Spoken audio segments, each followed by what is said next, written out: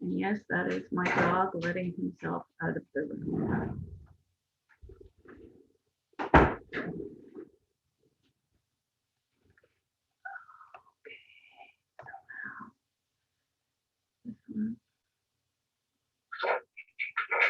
Yes, that is my dog letting himself out of the room.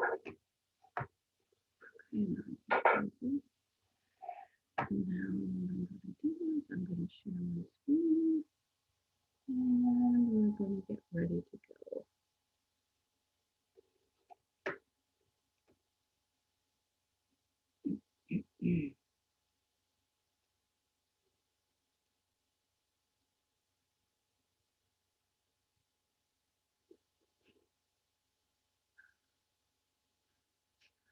Okay, my name is Margaret Horvath, and tonight we're going to talk about families amidst racial trauma.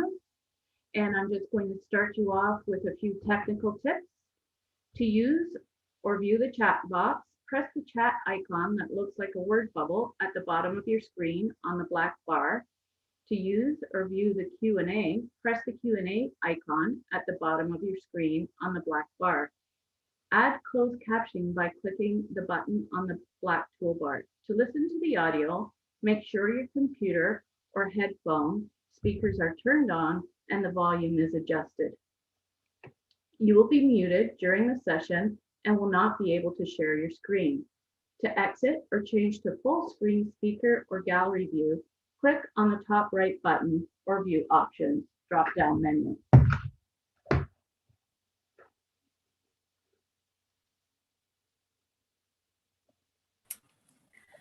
Thank you, Margaret, and welcome everyone to our second year of Join the Conversation series, organized in partnership with the TDSB Parent and Community Engagement Office, PCEO for short, and the Parent Involvement Advisory Committee, PIAC for short. My name is Felicia Cito-Lau. I'm a PIAC co-chair, and it is my honor to welcome and thank each and every one of you for joining us this evening virtually over Zoom and on YouTube for the topic of families amidst racial traumas with our keynote speaker, Charmaine Lane. We start our program with the land acknowledgement. We acknowledge we are hosted on the lands of the Anishinaabe, the Haudenosaunee Confederacy, and the Wendat. We also recognize the enduring presence of all First Nations, Métis, and Inuit peoples. Now, I pass it on to Dee Williams, my PIAC co-chair, to share the conversation agreement. Thank you for that, Felicia. Welcome, everyone. My name is Dee Williams. I'm one of the PIAC co-chairs, the Parent Involvement Advisory Committee at TDSB. And I just want to set a few expectations and ground rules for this conversation, our conversation agreement coming to this space. We are going to be staying engaged. Staying engaged means remaining morally, emotionally, intellectually, and socially involved in the dialogue. We acknowledge that we will feel discomfort. This norm acknowledges that discomfort is inevitable, especially in dialogue about race, and that participants make a commitment to bring issues into the open. It is not talking about these issues that create divisiveness. The divisiveness already exists in society and in our schools. It is through dialogue, even when uncomfortable, the healing and change begin. We invite you to speak your truth. This means being open about thoughts and feelings and not just saying what you think others want to hear. Expect and accept non-closure. This agreement asks participants to hang out in uncertainty and not rush to quick solutions, especially in relation to racial understanding, which requires ongoing dialogue. So welcome to the space. It's great to see you all here. And I'll turn it back over to my fellow co-chair, Felicia. Thank you so much, Dee. Our keynote speaker this evening, this session, Charmaine Lane, brings a broad wealth of training, experience, insight, and perspective to us. Charmaine is a registered psychotherapist, trainer, facilitator, and a cultural consultant practicing in the city of Toronto. She holds a Master of Science degree in counseling psychology with a concentration in marriage and family therapy, and a bachelor's degree in psychology. She's an advocate for young people of color and have rallied on their behalf. She is experienced in trauma and how it affects racialized youths, and most specifically, youth of African descent. She is experienced in children and adult mental health and specializes in trauma and its contribution to other mental health issues such as depression and anxiety. Please join me in welcoming Charmaine Lane. Thank you, Charmaine.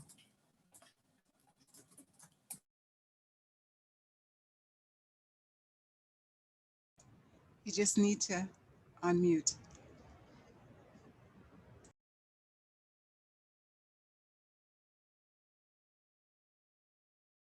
And I'm unmuted. Thank you so much for joining us. I'm so excited to be here. And I didn't know we'd be streaming live on YouTube. And so now I have the jitters. No, I'm kidding. I actually am hoping that people might bump into our talk tonight, even by accident, and end up coming here and joining our conversation.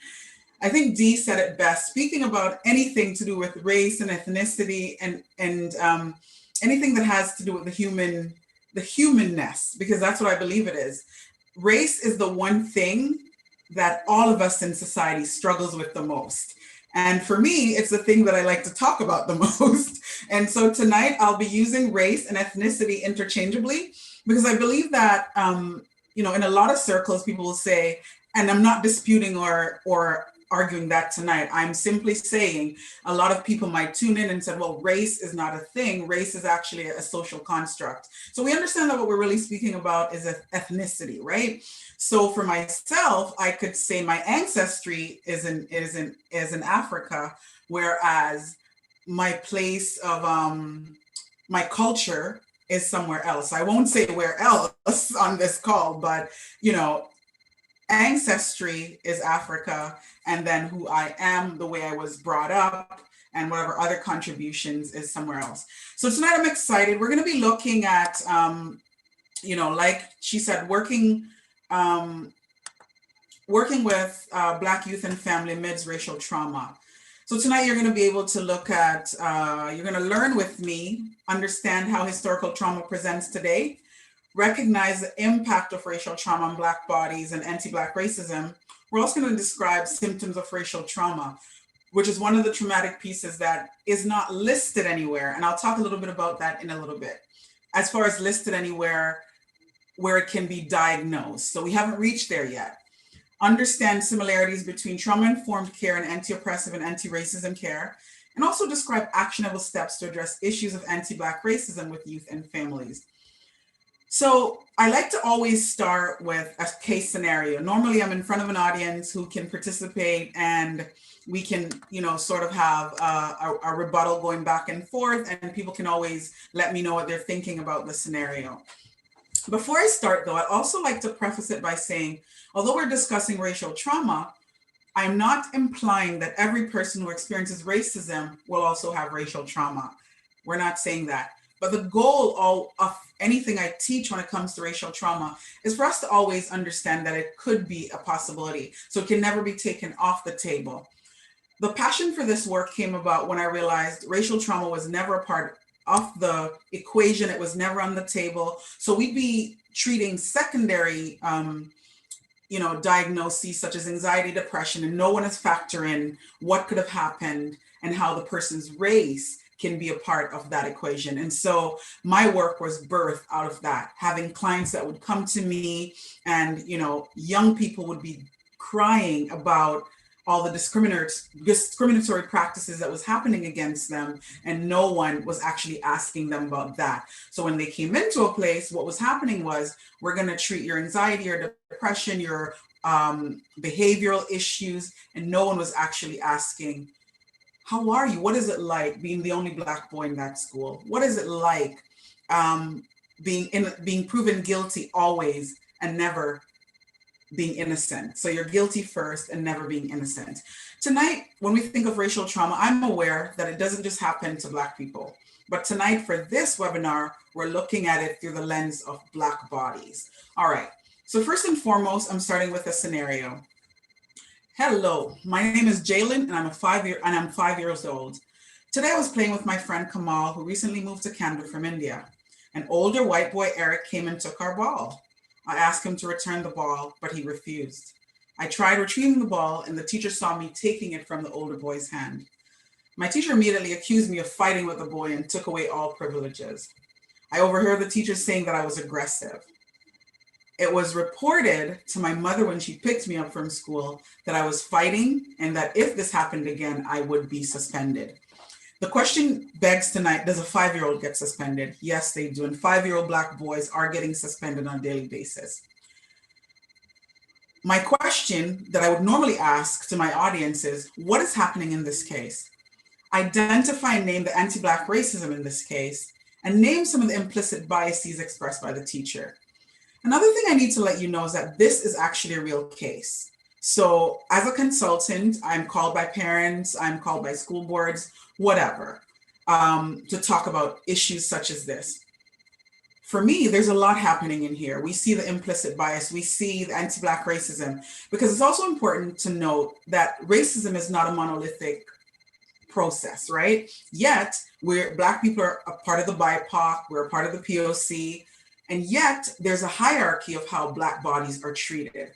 And so Jalen was on the playground. He's younger than the white boy who had taken the ball, and he's also there with Kamal. Nothing was said about Kamal. The white boy wasn't addressed, but this little Black boy who's 5 years old was assumed to be aggressive. What does that teach him? And how, if at all, is he traumatized? Does that ever get taken into the equation? And so when you're listening to this from Jalen's perspective, he's telling, and it shows you that he also knows what has just happened. The thing about, when we think about racial trauma as it pertains to Black children and subsequently, or to Black bodies and subsequently Black children, and I'm putting it in that order because whether you're a Black professional, whether you're a parent, it doesn't matter who you are, you at some point have experienced discriminatory practices and microaggressions. And if you do, what does it relate to, right? Or what does it later on become? Does it become traumatic for you? And if it does, how does that present? So we're going to talk about all that. All right, so I know people are probably, aware of anti-Black racism's definition, but I would be remiss to not put it in any training that I'm doing as a refresher for others. So I will take out this idea that we know what it is. Anti-Black racism is defined as policies and practices rooted in Canadian institutions, such as education, healthcare, and justice that mirror and reinforces beliefs, attitudes, prejudice, stereotypes, and or discrimination towards people of Black African descent, right? So again, of Black ancestry. Doesn't matter where in the diaspora we land. This situation, anti-Black racism, affects us. And so the question begs then, why is anti-Black racism even necessary? And how much of a thing is it really, right? And I've been asked those questions. I've been told that it's a clutch for Black people. I've been told that, why group ourselves to say that? But for anyone who works in systems and want to be very honest, we can honestly say that the way that Black people are treated, there is a hierarchy, right? And so I'm not here to talk about the model minority myth, but that exists, where everyone else is in the middle. There's white, everyone in the middle, and Black is here. And so everyone is trying to get away from Blackness, right? No one wants to be too dark because too dark means you're too close to Blackness, whether you're of another race and you're too dark. So we have colorisms and we have all other things happening. So when a young Black person is told implicitly, not explicitly, and by told, I mean, so they're seeing it in the media, they're seeing people bleaching their skin, because what in essence that is saying, your skin is not good enough. So we're trying to get away from that. When they see people say, you're beautiful for a Black person, or, you're smart for a Black person, what we're telling young people and essentially Black people about themselves is that you're not good enough. So how does that not become traumatizing? And why hasn't the DSM, which is the manual that speaks to trauma, that speaks to all the diagnoses that we give to people, why hasn't racial trauma been placed in the manual? The DSM has said, or the powers to be of the DSM has said, that it doesn't meet the criteria. I'm here to submit to you that based on research, and I'll talk a little bit about that as we go through, by Dr. Erlanger Turner and other people that have done the work, we find that racial trauma has everything that PTSD does and then some. So there's now also a fear for white people and other things like that. All right, so I'll continue here. So another perspective on anti-Black racism, it is a specific exclusion and prejudice against people visibly or perceived to be of African descent, what most of us would commonly call Black people, right? So anti-Blackness goes beyond bad feelings, negative attitudes, or stereotypes. So it's way beyond that. It goes to the core of why we're talking about racial trauma tonight. It goes to the core of, you saw the Capitol of the United States being stormed by mostly white protesters, and no one was there ready, to actually do anything about this. But we saw when Black Lives Matter or any other group that had to do with Black bodies were getting ready to go there, they were ready. What does that speak to that? Even if you do not pose a threat, that we're deciding, we've imagined that you pose a threat, so we're preparing for that. So what does that do to young people when they're watching from all over the world? Doesn't matter, again, where in the diaspora we are. What does that do to Black adults who are professionals, who are teachers, lawyers, doctors, psychotherapists, whatever positions we hold, and then we have to smile and nod and go to work, while battling racial battle fatigue, which I'll talk about as well. All right, so anti-Black racism is a toxic cocktail that mixes these beliefs with how people with power make decisions, how government policies are made, or how state services are delivered, right? So even the way we are able to receive services has a lot to do with the way our bodies, as Black bodies, are perceived. It prevents us from enjoying or exercising fundamental freedoms on equal footing, like the freedom to live and work free from discrimination or abuse. I also want to submit to you tonight and also kind of interrogate your thinking. It also really speak to even how children receive their education and how they are perceived in the classroom, who gets called on versus who doesn't get called on. This idea that don't bother applying for this program, you'll never be able to be a lawyer, you'll never be able to be a doctor. So all those things are intertwined in this. And so if that is what you're told implicitly, it is, if you're not getting some help for it, what you'll start believing about yourself. And so we need to be aware that this is out there, right? So that if we believe that PTSD exists and we believe that other forms of trauma exist, if someone got hit by a car, then we're saying, oh, that's going to be a very traumatic experience. But if someone's called the N-word, are we then deciding that that could be traumatic as well? When that is also speaking to your mind, body, your soul, and your spirit. So where do we put that? So there's a tendency to lump all ethnic minorities together. And I think for ease or out of laziness, I know, let's just put the BIPOC together, the POC, and sometimes straight ignorance. We see that in terms like Black, Asian, minority, ethnic, right? And we also see it in POC, people of color. While these terms can be useful in some situations, right, they shouldn't be used in reference to a specific race unnecessarily, because what that does then is it renders the other person's experience invisible, and it renders the other person's experience invisible and especially when it comes to Black bodies, it is so different. I'll give you an example. For instance, if a Black woman with the type of hair I'm wearing tonight went to look for a helmet to go ice skating, there isn't a helmet that's designed for Black hair, unless Black people make it, right? And so all other hair textures are liable to be able to fit in a helmet. I'm speaking generally. There might be the outliers, the one-offs that might not be able to fit.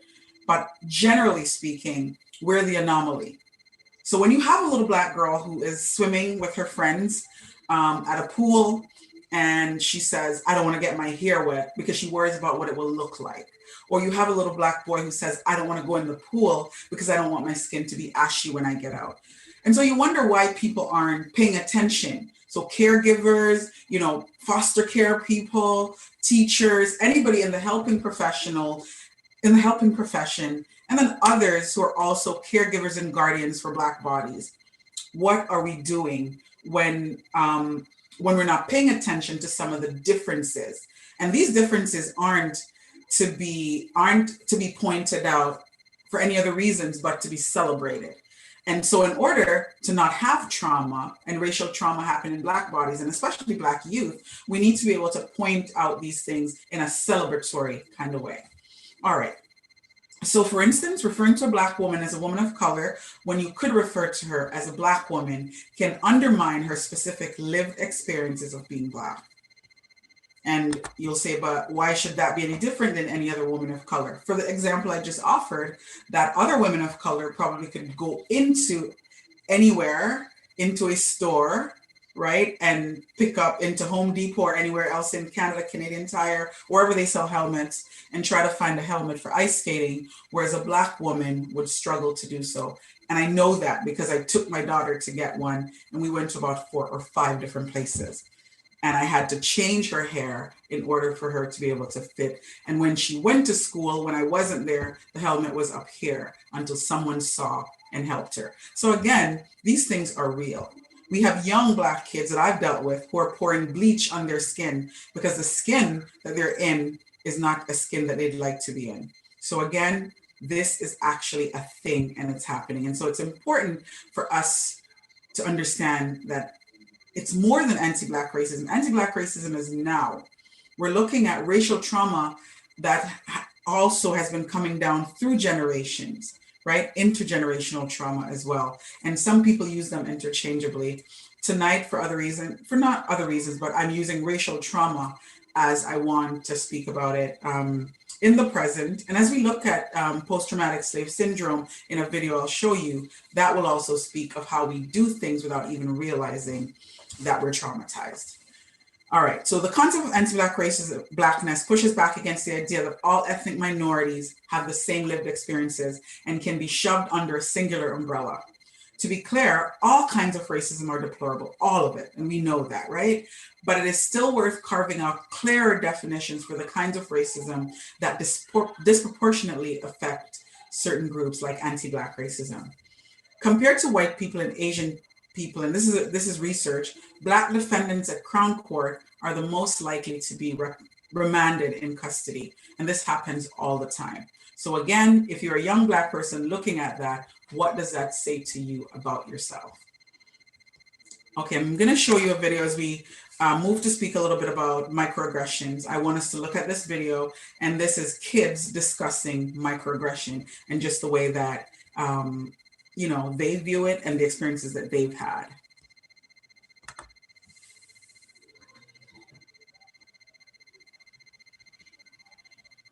I'm from Haiti and Nigeria. Like 3 things, like I'm Dominican, Puerto Rican, and Black. I'm biracial. I have an African American father and an Irish American mom. My name's Monique. I'm Muslim, Indian, British, Scottish, and American.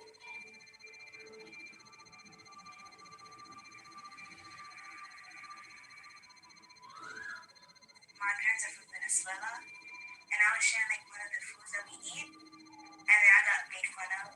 They were like, "What is that? Ew! Oh, ew! What is that?"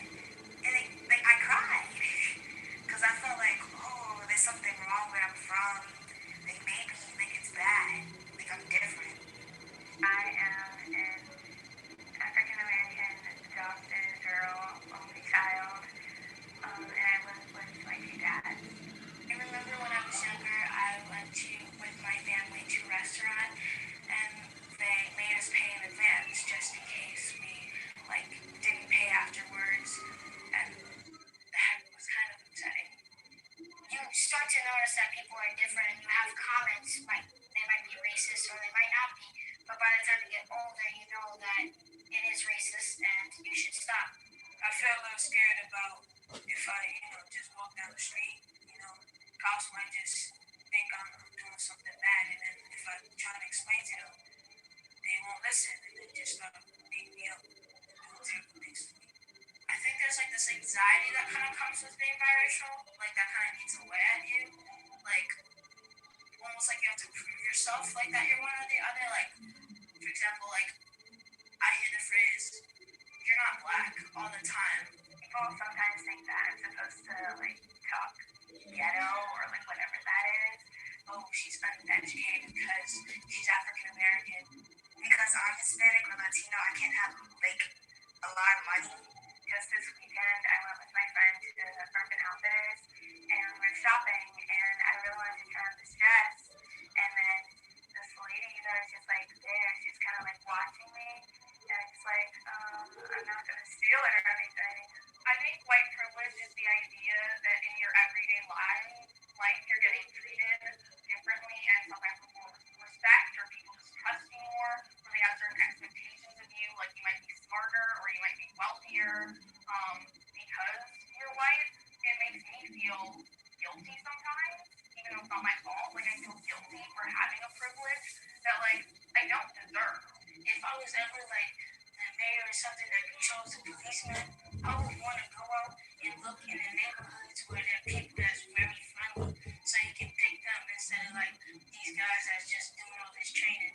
It's better to pick people that's more minded with the community than to just pick some new guy and get on the street. Like it's just not gonna work out. We have like these kids, they're Ecuadorian, and they get made fun of because they look Mexican, and they get told on a daily basis, oh, you like tacos? Oh, you like churros? You saw taco I saw your mom on the corner selling ices. The kids. Like, I feel bad for them personally, because I'm like, wow, like, they're not, and like, even though they tell them I'm not Mexican, I'm Ecuadorian, they still get teased.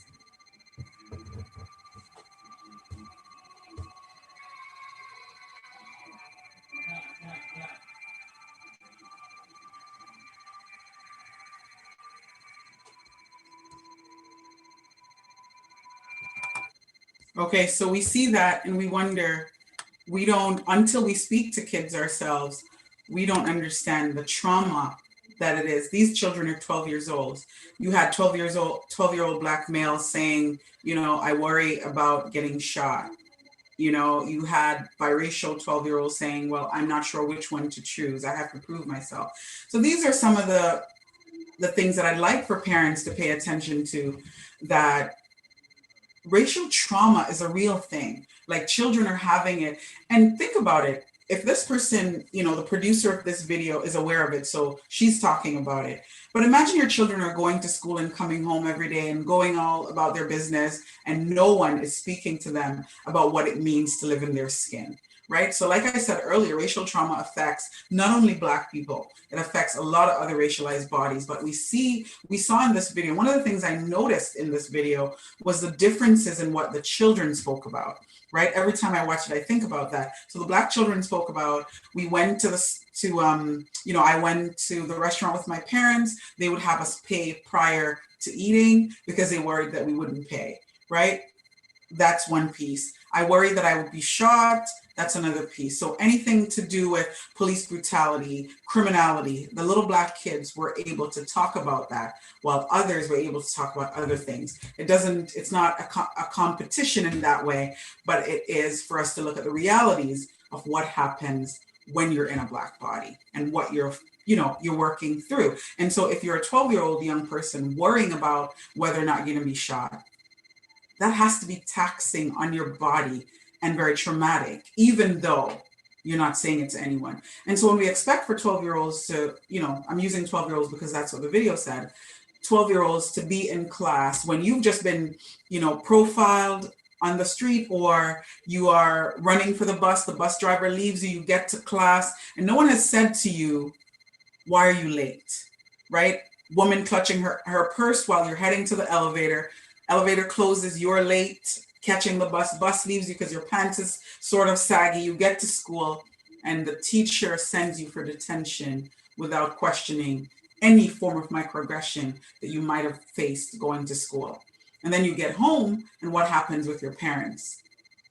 You should have been at school early. This is what should have happened. So it's very important for us, whether we believe that racism causes, that someone who has had, racism happen to them, or any microaggression or anything, whether we believe or not, that might cause racial trauma, we want to always ensure that it's a part of the conversation and it's a part of something that we think is possible when we see certain behaviors. Let's move on. So we're going to look at microaggression. Microaggression now becomes modern day reinforcement of historical trauma.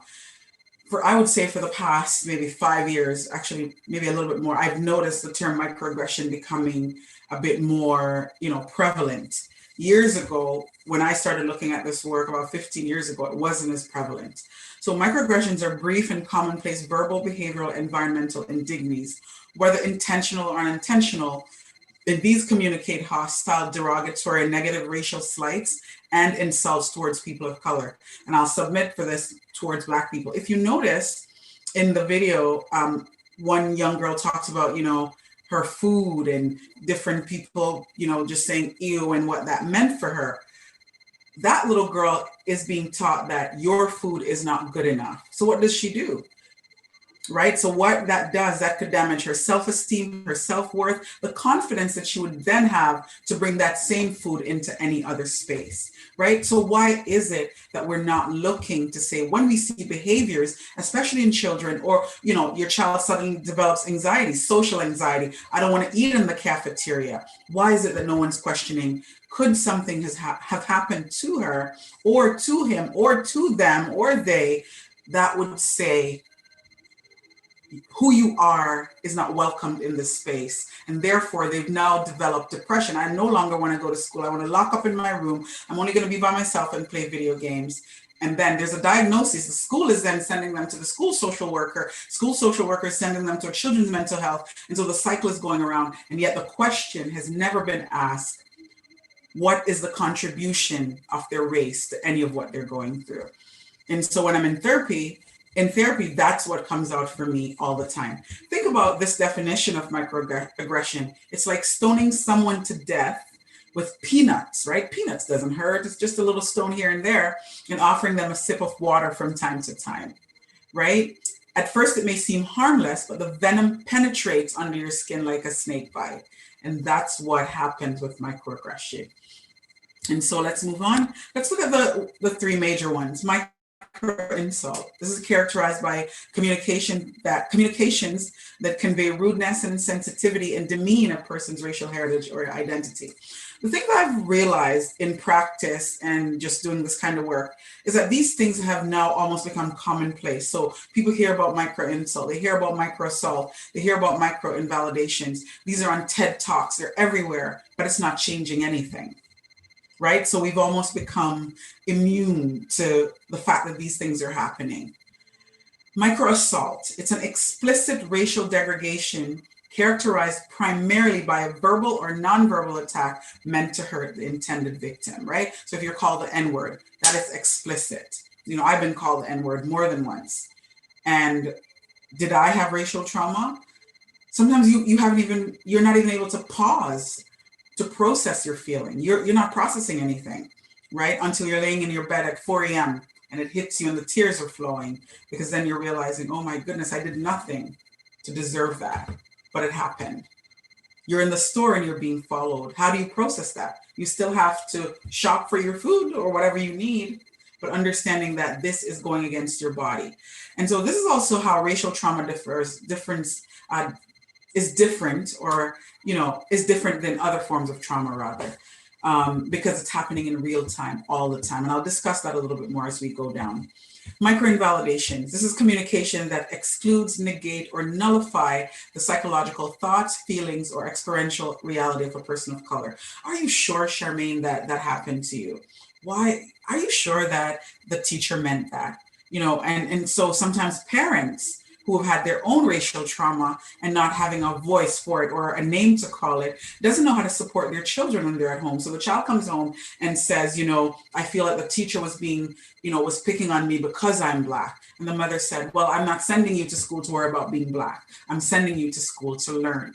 And so it nullifies. And so the piece for me that always is so important to look at is that it negates or nullify the psychological thoughts. So even your thoughts aren't your own because someone else is nullifying that, right? And and keep in mind tonight, we're not measuring intent, right? We're measuring the impact that has, right? Or the young person says, I believe that Katie did this to me because of the color of my skin. And the teacher says, no, I don't think that's the reason. You're all the same. And so right there, that young person is rendered invisible, first and foremost, because now you're telling me that all my experiences, I'm now the same as Katie over here. And so what does that do for the young person when it comes to the traumatic pieces that they walk away with? And what does that also tell them about themselves? And again, like I said in the beginning, just because someone has experienced racism doesn't necessarily mean that they'll have racial trauma. I'm not implying that at all. All right, so let's move to the other one. So trauma in the Black experience, right? These are things that we all talk about in the Black community. It sometimes becomes a running joke rather. So the trauma that is experienced through anti-Black racism is present in most interactions with Black people. And so I think for some Black people, it becomes like just a commonplace. I remember once having the opportunity to speak to a group of young men and women, young people rather, who were in a business program, and I went to speak to them about what is it like being a Black professional. And at the time I was a supervisor. And I remember one young man a 21-year-old, he must have been 18 or 21, in the back of the class. And he said to me, "Miss, it doesn't matter. Every time I go into a store, I feel my anxiety." He says, if I'm in there and I need to get something from my pocket, I'm positioning myself so that someone can see that I'm going in my pocket and I'm not trying to steal anything.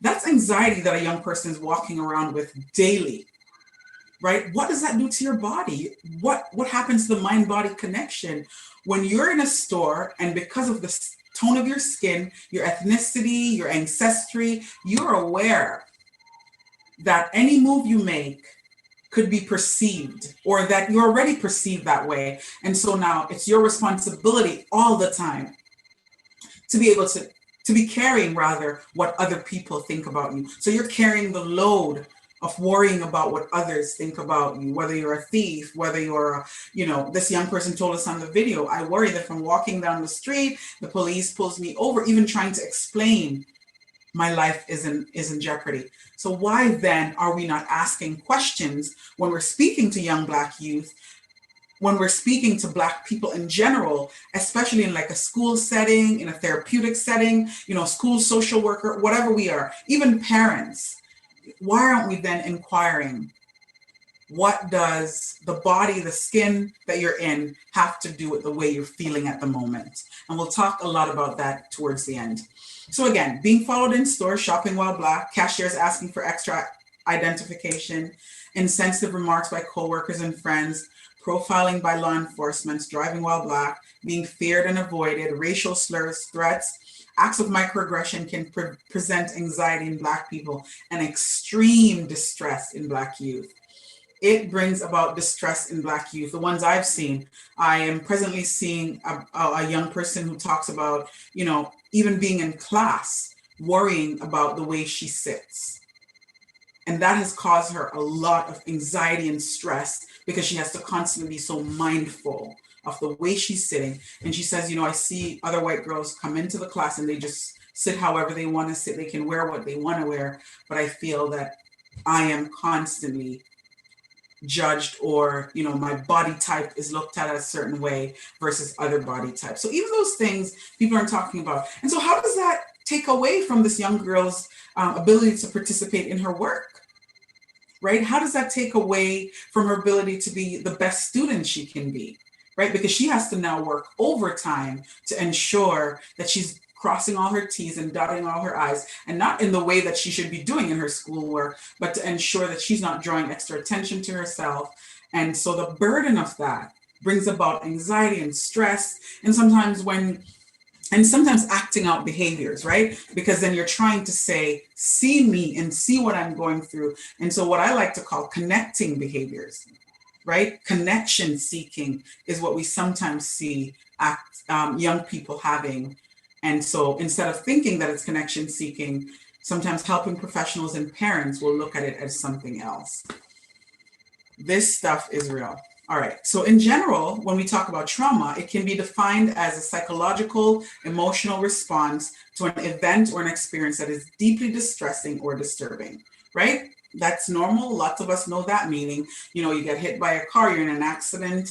The expectation is that you might be traumatized. But again, like I said at the onset, not if you are, you know, called the N-word or you're being profiled in a store, or, you know, people have all these expectations, all these preconceived notions about you. No one's thinking about how traumatic that could be as well. We think about intergenerational trauma, right? It's a word that we throw around a lot in Canada, especially as we think about Indigenous bodies.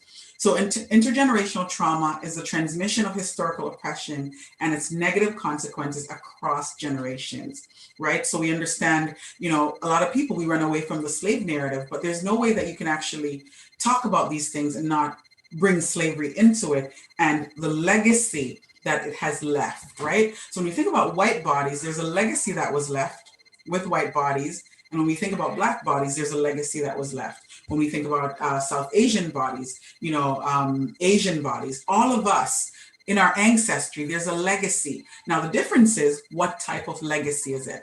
One young person on the video, she talked about, you know, having the legacy of privilege. You know, she didn't say legacy, I'm using that word, but she has the legacy of privilege, right? And not being questioned. No one, she doesn't have to think about certain things. Whereas Black kids, Black people in general go around thinking about these things on a daily basis. You're in a store and you're worried that if you put your hand in your purse, you could be, you know, you know, it could be treated as though you're trying to steal something, whether you're doing it or not. And so you become nervous and anxious almost all the time. And so shopping while Black. Dr. Alkati, who is a professor in the States, he talks about history is not about the past, it's about the present. And so I like this little quote. It's very pedestrian, simple little quote, but in the context that he's using it is, it's not, even though we want to talk about slavery in the past and we want to talk about all these things, how has that contributed to the way that Black bodies are treated today? And how have we carried over a lot of it into our daily lives as Black people without realizing that's what we're doing? Because then it has become a way of life for us, right? So let's move on here. We are, oh, I'm sorry, I'm missing a page. All right, so what is racial trauma?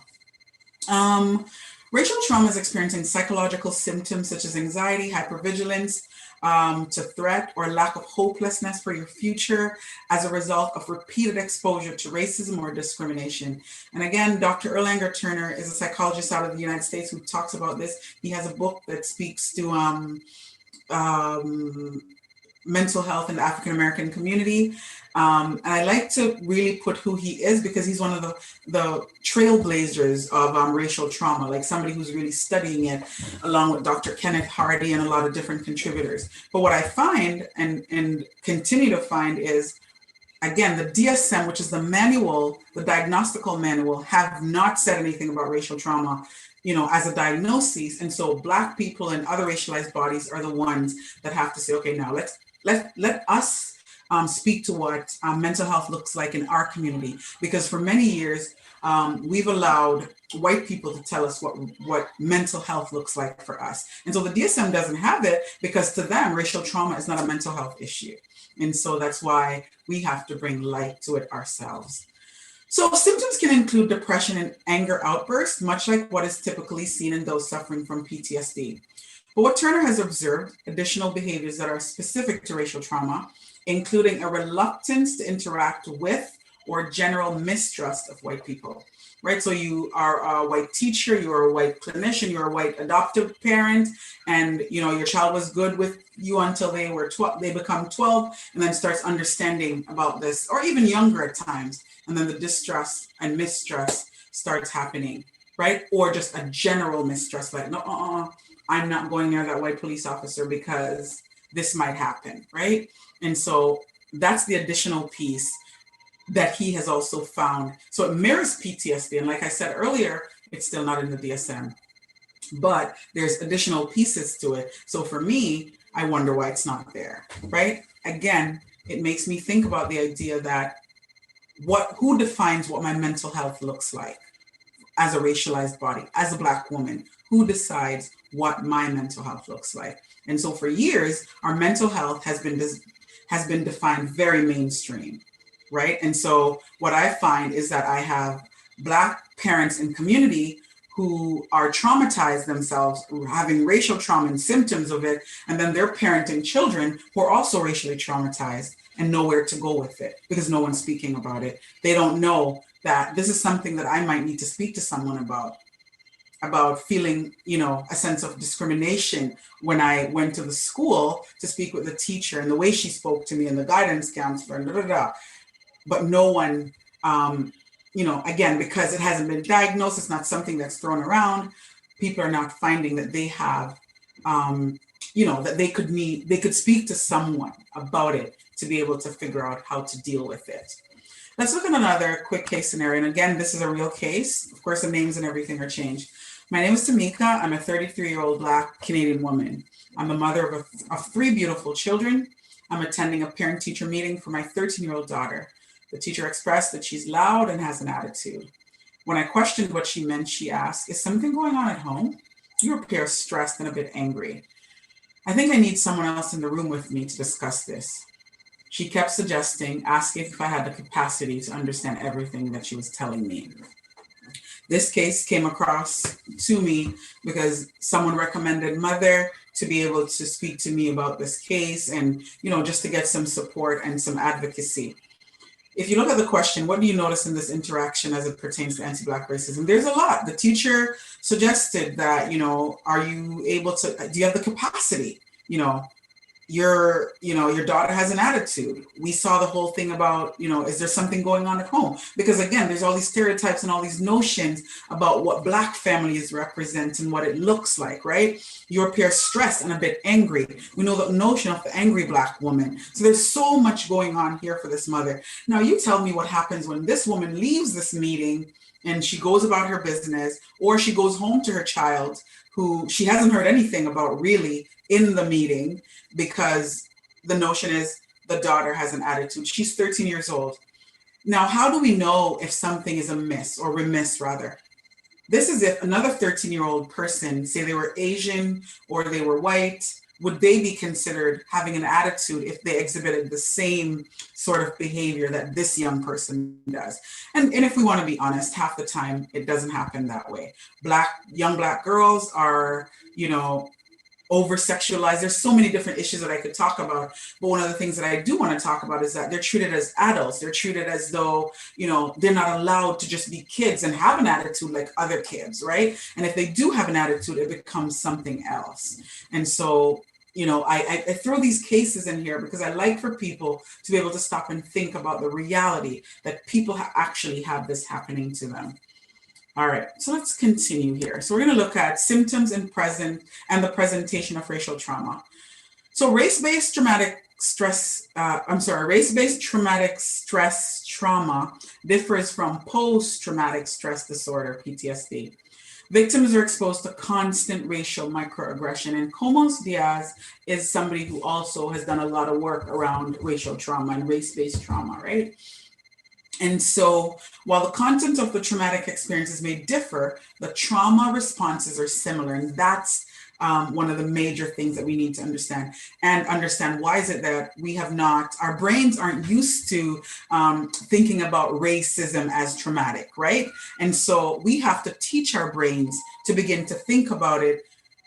And it's going to be very uncomfortable and almost weird at times that how is someone traumatized by racism? But we understand that if you went to war and you're a soldier and you come back, we understand that very clearly because it's also something that our brain is trained to understand.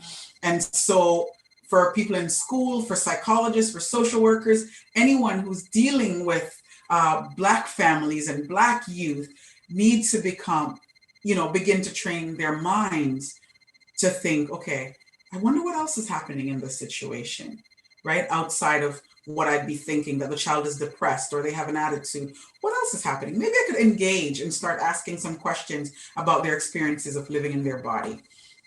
So the frequency, the intensity, and the pervasiveness of racial stereotypes, racial bias, and racial discrimination produce emotional and psychological distress, as well as a physiological stress response, right? So physiologically, you're you're sweating, all the same things that would be happening if you were having post-traumatic stress. But again, it's not diagnosable yet. So altogether, these racial traumas occur over and over again. This is the best part when you're trying to learn about this, that this happens over and over again, right? And resulting in what is termed racial battle fatigue. Racial battle fatigue is just that. And so I'll pause here for just 2 seconds. When you think about racial battle fatigue, it's important for us to understand that it's happening in real time. So you don't have an opportunity. You see, when we think about trauma, we think about making sure the client has safety. Safety in race-based traumatic experiences is the client or the person just being able to speak about what they're going through. For them, that's safety. Safety in regular, in mainstream trauma is going to look very different. And so if you're treating somebody who, or not treating, but if somebody is experiencing racial battle, the psychotherapist in me can't get out. I'm like, if you're treating, but if you're, in conversation with someone who has racial battle fatigue, this idea of are you feeling safe doesn't apply, right? In the same way that it would if it was a different traumatic experience, because then you want to make sure that they're no longer in danger, you're accessing for safety and all that stuff. The safety here is a space to do what's called racial storytelling, for them to be able to tell of how they're feeling, and to have someone acknowledge and say, oh my goodness, I'm so sorry you're going through that. How can I help? Blah, blah, blah. So again, racial battle fatigue is from hearing, seeing, and experiencing incessant racism and racial discrimination. Because individuals who face discrimination experience trauma symptoms similar to war veterans who experience PTSD symptoms, the racial battle occurs, right? So you're battling. It's a racial battle. This imagery connotes the arduous uphill battle. So it's a hard uphill battle and exhaustion that individuals and groups of people who face racial discrimination experience on a daily basis. And the thing about it, especially when it happens in young people, they don't have a name for it. So they don't know that's what they're going through. And so you might see it again in what I like to call connection seeking. Some people call it acting out behaviors and all that stuff. But I like to say that people are trying to seek connection when they're beginning to use their bodies, when anger, and because anger has a place, right? And so if anger is what's coming out, then what's going on, right? Do we want to look, especially if we're dealing with Black youth and families, do we want to look at something else, right? Do we want to, and I'll tell you how to do that in a minute. Do we want to actually pay attention to what else might be happening? All right, so this, if not dealt with, racial battle fatigue can lead to serious mental health problems and severe psychological distress, right? So that's something that we want to pay attention to. PTSS, post-traumatic slave syndrome, most of you listening might already be familiar with this.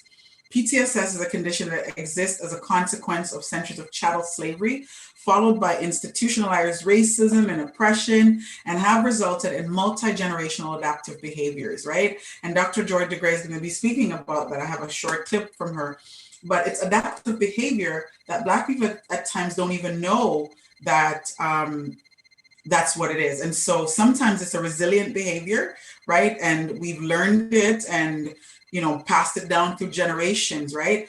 But then other times it's something that could be detrimental to us. And so even understanding the multi-generational adaptive behavior can help us. So some, again, like she says, are positive, reflecting resilience, and others that are harmful and destructive.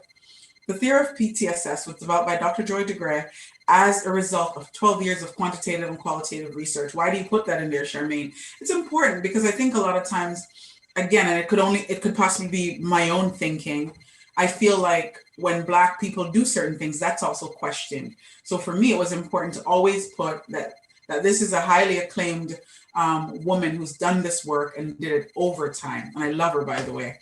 Resilience for Black youth may include wearing their hoodie. And this is just something that I noticed from my own practice and hearing from young people. Resilience for Black youth may include wearing their hoodie at all times and in all season, as it serves as a protective shield. This may be viewed by healthcare professional, teachers, or whoever, as resistance to care when it is not. The stereotype of Black youth and Black people and Black youth is for people to assume they're dangerous, especially when wearing a hoodie. Yet for a lot of Black youth, a lot of Black adults, a hoodie is a protective shield. We're going to watch quickly Dr. Joy DeGray's quick, I think it's like 5 minutes of her explaining her post-traumatic slave syndrome. Post-traumatic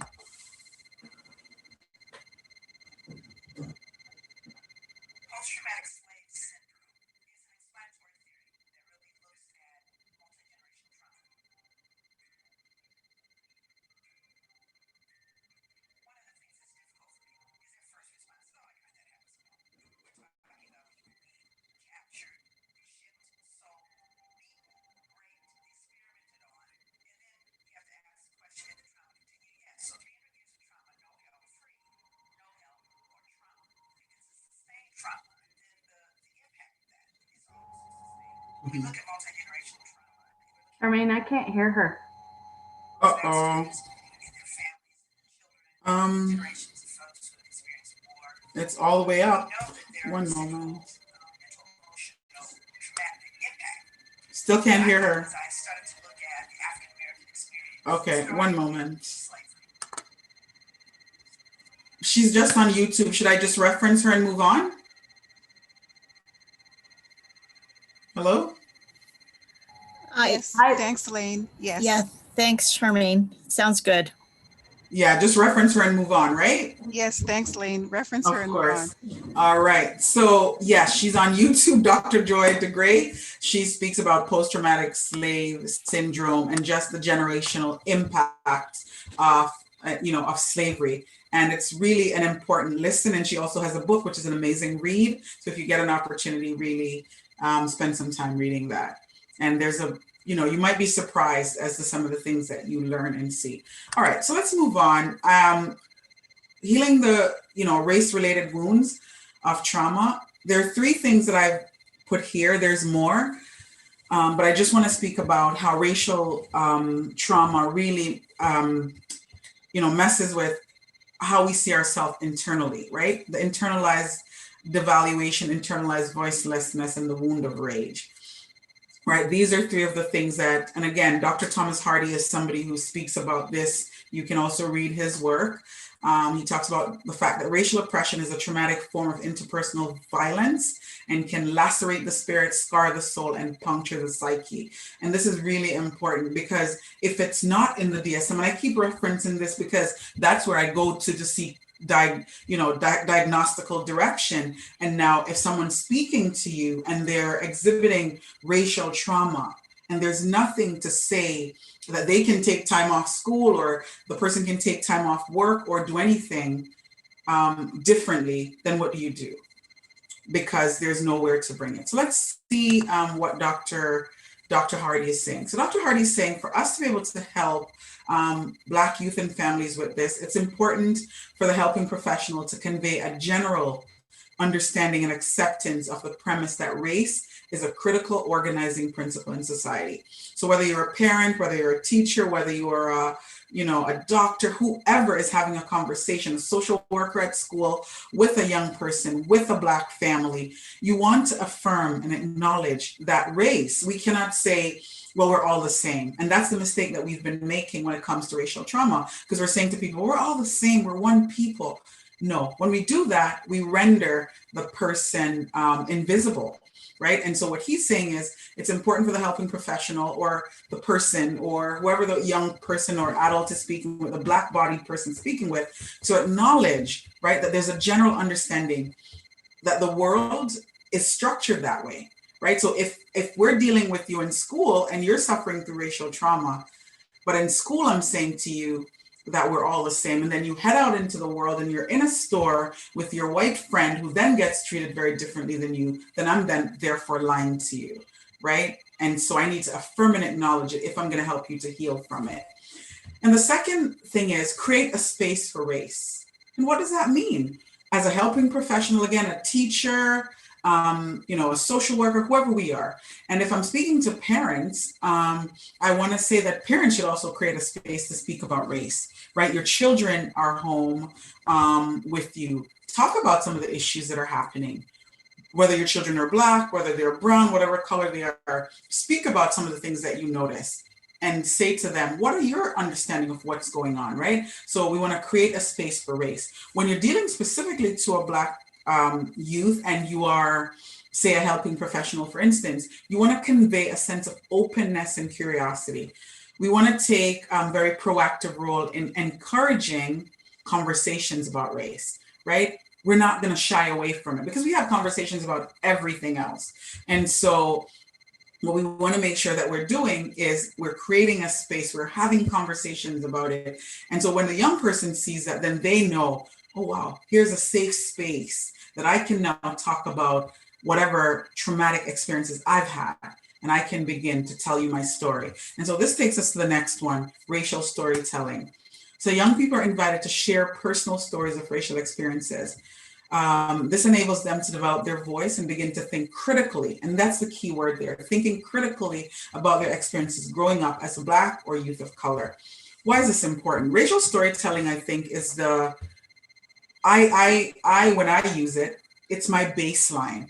For instance, if I am dealing with a young person who attends, and I just finished doing 2 workshops for Durham District School Board. And say, for instance, I was doing, I had a young person who was, the only Black person attending school in Oshawa. And they came to see me, and parents says, they're depressed, they're this, they're that. One of the first questions that I would ask after, we've probably done our calming breathing exercise and as an introduction to the session is I'd probably say to the young person, what is it like attending school in Oshawa? That's one question I'd ask. And then if they said, it's okay, I would say, I know it's sort of far. It's not really in the city. Are there a lot of other Black students in the school?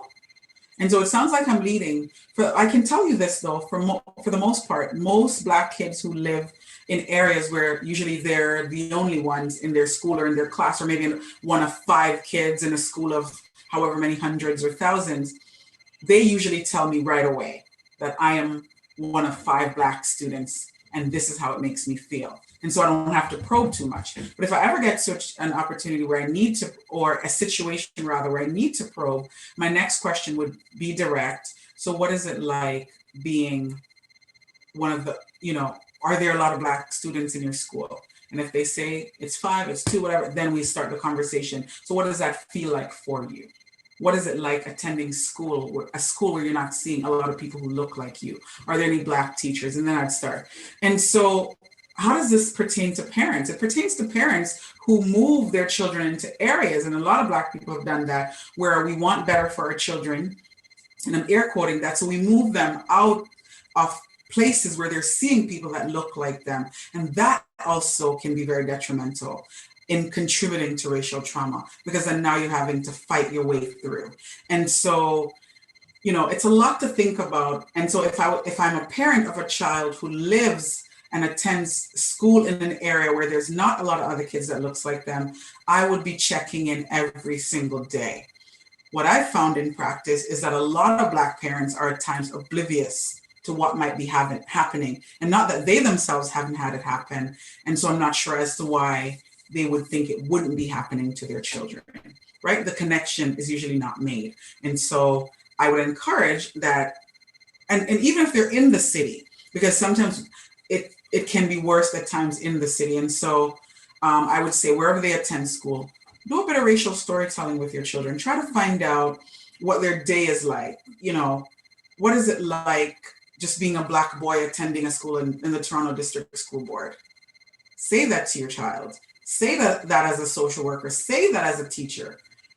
And then let the young person tell you their story. And so when they tell you their story, then we're able to find out how to meet their needs. Validation. So validation is similar to affirmation and acknowledgement.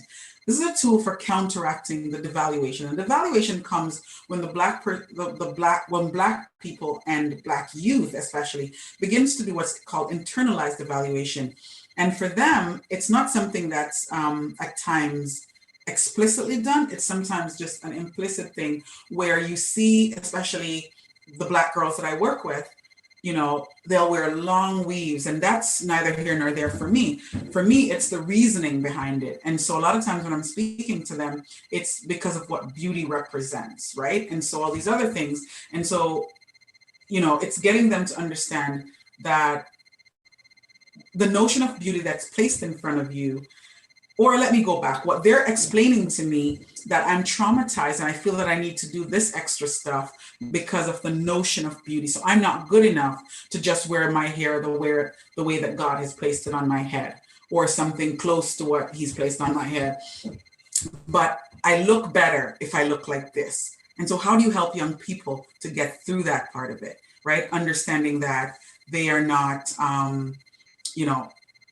that who decides what beauty looks like, right? And so again, even in the city of Toronto, start having the conversation, validate for them that they're enough, right? And so this tool for counteracting devaluation and the assault that they put on themselves, validation is more specific and personal than affirmation and acknowledgement. So when you validate for them who they are, and letting them know that your Blackness, and this is just my word, your Blackness is not a burden, right? And so helping their minds, like I said, the minds have to be trained to think differently, right? And so the thought process has to be changed to think, say, if, beauty looks a certain beauty, mainstream beauty looks like this, and then there's me. So then they have to be trained to understand that my beauty is mainstream as well. That's it. I'm not an exotic being. Who I am is good enough and beautiful just the way it is, right? And then giving them the tools to be able to move out in the world. And so you wanna, if you're dealing with a young person who's struggling with, their beauty, traumatized in that way, beauty not being what society says it should be, or their body type or whatever, then we wanna show them images of people that look like them, that they themselves consider beautiful. And so the next time they're in society or anywhere and is faced with the same thing, then they have the tools that they need to move through it. So that's what validation does. It's a bit more personal. All right. The next one we want to look at is the process of naming. I spoke about this at the onset when I talk about racial traumas happening to people and people not knowing what exactly is going on, right? There's not a name for it because there's no diagnosis for it. There's no, sometimes it's happening in your body and you're the only one who knows, and it's hard to explain it to someone. A microaggression might have happened to you. Someone might have said something discriminatory and you not understanding the name for it, but you know what it feels like. You know how, your back is cringing, the anxiety that's coming, and all these other pieces.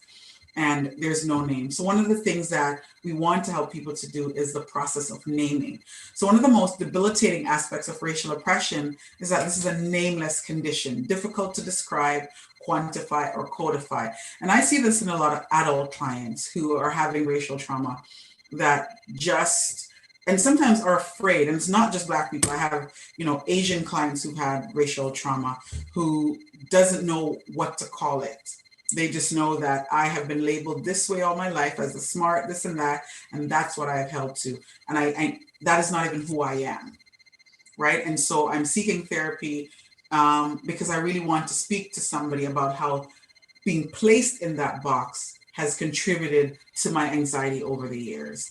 And so, in session, you're helping to give a name to it and quantify it and codify it for them. For young people, this is especially important because they're carrying it in their bodies and in their minds and in their spirits, and they're carrying it everywhere. And again, we think about the racial battle fatigue that they're fighting, right? So it's important to name it. So people are thinking, oh my goodness, there's nothing wrong with me. This is actually a thing. This is something that other people might experience. I'm not the only one. Another thing is externalizing the devaluation that they feel.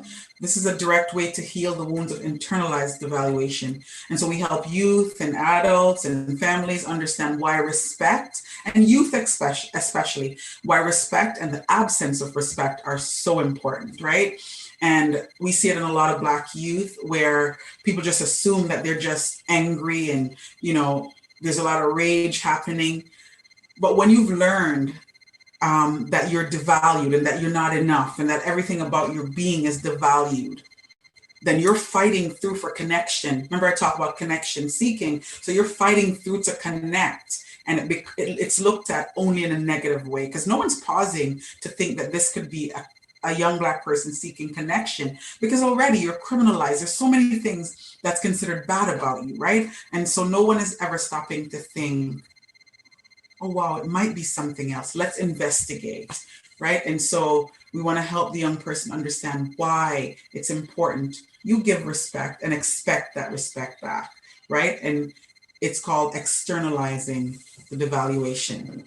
And so the last two, counteract devaluation, and this process of externalization, describe how you help the youth of color and Black youth exhale and expunge what society's norms are about them, right? So the toxins that society has then decided through stereotypes, through anti-Black racism, through media, through anything, through all these other avenues to hold together and to say, this is what it looks like to be Black. This is what your Blackness looks like. You're then going to be helping that young person to expunge that, to push that and say, this is not who you are. And so let's rewrite your narrative, right? Let's help you to rewrite your story. And so parents need to do that, teachers, social workers, anyone. And one thing I want to pause and say, if you're a Black parent and you're traumatized yourself, you need to get your work done. Like, you need to get your own support, clear that up so that you can be able to support your child. And so the final one is rechanneling of the rage. And so the pain of rage is a normal and predictable response to perpetual experiences. If you are followed in stores, you're stopped by police, you're told you're ugly, you have all these things that are happening. It's normal that rage is going to be pent up in you, right?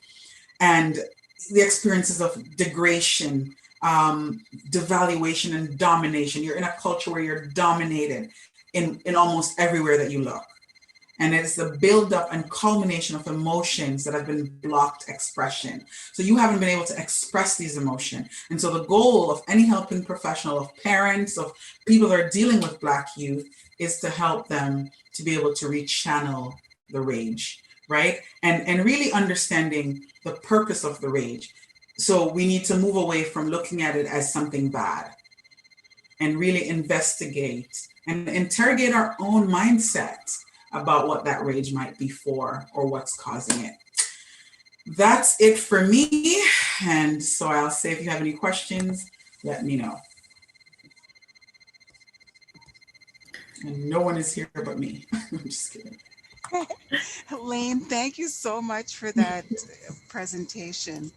And don't tell me the 4 of us that attended. It's all right. It's all right. That's There's totally many okay. on YouTube. There's many on YouTube. Okay. So actually, there's a question that came up. Okay. I guess the question is, does each family's legacy, you mentioned, you spoke about legacy, does, each family's legacy diminish as each generation continues? It's interesting though, but in my experience, Felicia, as I think about the Black experience, and when I say legacy in that way, I'm thinking about the intergenerational trauma pieces for Black people, right? Because the legacy, it doesn't matter who I am. I'm a professional Black woman. And then there are times I'm in spaces where I don't walk in that psychotherapy privilege. Do you know what I mean?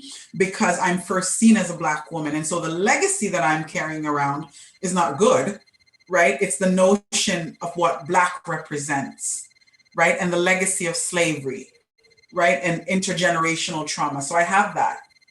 D. Williams might have it too. We all just, and for different generations, say for instance, I'm going to use you, Felicia, if you don't mind. You are an Asian woman. You step somewhere, if you and I are best friends and say we were going to school together, the notion is you are going to be smart at math and you're going to be able to do, so all these stereotypes that comes with you is a legacy that's there. And that doesn't diminish over time because you have other Asian students who goes to school and that's, a part of the legacy that goes with them. So when I use legacy, that's the type of legacy I'm thinking, right? And when the young girl spoke about, when she was talking about microaggressions and she talked about, the legacy of privilege. She didn't say legacy, but I'm saying that just having the privilege of not having to care about certain things. And then for her, that came with guilt, right? And so for a Black bodied person or other racialized body, what does whatever legacy your race comes with, what comes with that for you? For a lot of us in the Black body, it comes with a lot of trauma, right? But sometimes we don't know what to call it. The process of naming is just not there. That was actually, I guess that was my question, as we, growing up, that stereotype of being Asian and good at math definitely followed me. And I guess the question is, that is my question actually, is as with each generation, does that stereotype diminish? It depends on who's looking though, Felicia. It depends on who's looking, right? Because I guarantee you, I have Asian friends who are like, I'm not good at math. And so you in your body knows that not all Asian people are good at math, but it's who's looking. So it's not about you who is carrying the legacy, but it's about what societal norms are placed on you. That's what it's about. And so that's where the hurtful piece comes in for Black bodies, right? Because societal norms are telling Charmaine she cannot get out of a box. You're supposed to be pregnant and living on welfare with a couple of kids. These are the things that we think about Black women, whether we want to face it or not. And I think Dee said it at the onset. Some of the conversations are very uncomfortable, right? And so when we see someone, for instance, Felicia, because you placed yourself there, say I saw a young, I'm not saying me because I don't walk in those stereotypes, but someone sees a young Asian girl who's not good at math. Oh my goodness, how dare you not be good at math? Because of the norms of society. Or I remember when I worked in children's mental health, there were so many young people who was autistic, but the families would not accept it. Do you know what I mean? Because of the mental health, because of, no, you need to be achieving this, right? Or that. And so the legacy is not about you who's sitting in it. It's about who's putting it on you. Does that make sense? That does. And I guess that is, as myself, right? Like, growing up, obviously, I do wonder, as our lived experiences are different than the generations before, how much of that will change and how much, how much will it diminish, like from one generation to another? And I guess that's my question is this something that you're society seeing? needs it though, Felicia. That's what we fail to realize. They need that hierarchy of, it's a structure that's in place though. And unless it's being dismantled by, and I'll use this example. If I look on the screen of all the people I can see, I see 2 Black women, I see 3 racialized women then, and a white woman, right? 4 of us sitting here. I can't see anybody else. And so, yeah, when we look, we then say there's diversity, right? And so I always say this, diversity, this is my little thing that I use, diversity is inviting someone to the party, right? Inclusion is saying to the person, come and dance on the dance floor, right? So we're all at the party and we're allowed to dance. But equitable practices are then saying, what is that? Is that me? Equitable practices are then saying, did Charmaine, Felicia, and Dee get a chance to plan the party and to decide what foods are served and what music would be played, right? So until those things change, then the legacy stuff won't change. That stuff's not going to change because the decision makers have to be people who have different legacies to be able to contribute to that. Do you know what I mean? Because you're in a classroom, where someone is teaching your child. Yeah. It's just a lot when you think about it. Well, it's an analogy that was used by a previous speaker was like, this is like a tangled spider's web that took a lot of time to tangle up and it's going to take time to untangle. But one of the questions I have for you, Lane, I love your analogy about getting stoned to death with peanuts. The analogy I like to use is like death by 1,000 scratches. Yes. Like, and the question I guess I have for you is, like, do you have any resources, and in addition to all of the, good advice that you gave about, naming it, like encouraging parents to like connect with their children on a daily basis and hear their stories. You know, what happened at school today? Tell me the good, bad, and the ugly is what I would say. I want to hear what good happened. I want to hear the ugly and I want to hear the bad. I want to hear it all. And just like try to dig into those stories. Do you have like any books that you could recommend to parents of racialized kids? And in particular, since I'm a Black woman sitting here, you know, how to help Black parents in particular deal with this notion of anti-Black racism, because the trauma is so real, as It's you've so described. real. It's so real and it's so systemic. It's like you've dehumanized a whole race of people. And what does that poison do, not only to the bodies that have been dehumanized, but those living, you know, possibly with, let's call it guilt or whatever feelings it is about sitting in privilege while other human beings are dehumanized. What I'll say, D, is that I would recommend some, like, because I first think, D, you need to heal your own self. Do you know what I mean? Because the same resources that you'll need, that the children will need, you'll need. It's a matter of, because that's what I do with my own children. Mhm. So Dr. Joy is a great person. Dr. Erlanger is a great person. Dr. Hardy, Dr. Comos Diaz, those people are amazing. You know, they're on the slide. And I know that Margaret, you had a question about what's the name of the video. Yes, it's here. It's Dr. Joy DeGray. They can just look her up. Post-traumatic slave syndrome. The reason I say that one, Margaret, not Margaret, D, is because of the fact that Dr. Joy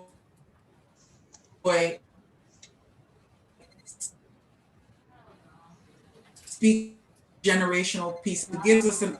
Am I frozen? Oh, You're freezing up now. am I okay, or am I You're okay? freezing up now. Okay.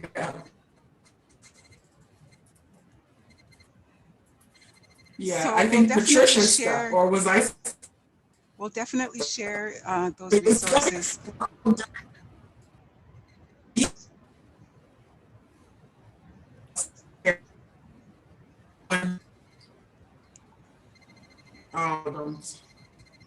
So I guess it's okay that we're close to the end of our presentation tonight, that all of the technical glitches start to Hello? appear.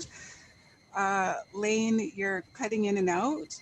Yeah, Charmaine, you're cutting in and out. And so what we'll do is, you know, from YouTube, I guess the presentation on YouTube would have a list of your videos. Not sure what happened. Oh, Not sure you're back. That's great to see you, and Charmaine. I just saw one of my friends sent a message. I didn't even know she was on YouTube. I was trying to read it, then I got kicked out. Okay. This is so awesome. So thank you so much. I think, you know, like Dee said, we're nearing the end of our time, and I think these little technical glitches must be giving us a signal saying, wrap it up. But so I want to say thank you. You know, your talk definitely gave me a lot to think about, and thank you for those resources on healing our own traumas. You know, so that we can help our children heal theirs as well. So it's so. I just want to say this last thing, Patricia. I know I focused a lot on the Black bodies, but like I said, I have clients who are racialized bodies whose grandparents bleached their skins, placed bleach on their skins when they were younger so that they wouldn't be as dark as Black people. That's, and you know, now they're sitting in front of a Black therapist saying, I need you to help me to unpack this, right? And so there's so much. And so, like you said, Dee, what does that say to Black kids when that's what we notice? Because no one wants to be near where you are and you're stuck there. And yet we're not talking about that. When I get an opportunity to go in schools and speak to like school social workers and stuff, I'm like, are you asking the questions? that is not about just the anxiety and all these things that you're seeing Black kids come in with. What are the other contributing factors, right? And it's an easy thing for me to do because it's been my practice now for over at least probably 15 years of really focusing on that sort of thing, right? And yeah, it's amazing. Anyways, thank you ladies for having me. I enjoyed myself. I'm not used to just sitting and talking. Usually people are interacting with me. So this was quite interesting.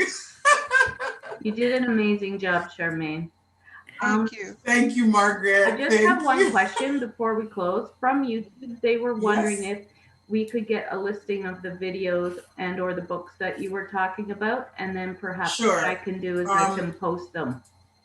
You emailed me, Margaret, so I can email you again. Yeah, okay. Yeah, Okay, perfect. All right. Thank you so much. Thank you. Stay well, stay safe. Thanks, Lane. I See will. you. Take good care.